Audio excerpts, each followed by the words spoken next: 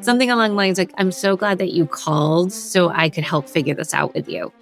That's way better than, I'm sorry this happened. I'm sorry this happened. If you're in any type of customer service, you've had to deal with an upset client once or twice. Now, they could be upset because of something going on in their life. They could be upset for just cause. They could also just be kind of a fiery, rambunctious, rowdy human, and we should look at all of those reasons. But one of the biggest things I think when someone's upset is for you to first of all remember, you're a consumer too. There's been times where you have been frustrated. And there's usually a wide variety of, steps that have gotten you to go kind of nuclear. But when we think about, how somebody can calm somebody down, I want to walk you through our framework, which the first step is you just need to listen. When someone is upset, they're often chaotic, they're all over the place, they might not be factual. You don't want to interrupt them. In fact, if you've ever watched a toddler have a temper tantrum, they need to cry it out and then they get really sleepy. People are exerting a lot of energy to stay that upset. Give it a little bit, they calm down. It's kind of miraculous.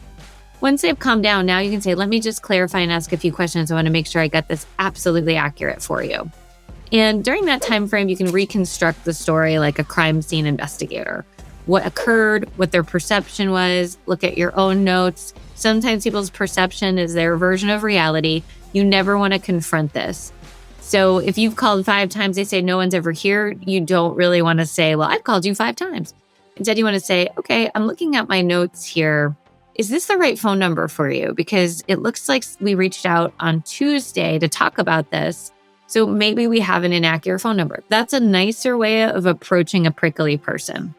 After you've done that, the next step is really like what I call like the crown jewel, right? Like this is where you're going to win hearts, which is to thank them for yelling at you. I know that sounds crazy. It takes a whole lot of emotional intelligence to get there, but something along the lines like, I'm so glad that you called so I could help figure this out with you.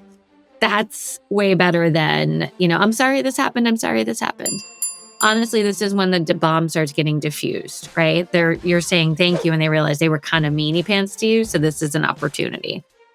Then you want to go through and say, this is what we're going to do next. Be very clear, deadlines, by whens. Don't sugarcoat it though. If it's not going to, be something that can happen, you need to also be direct.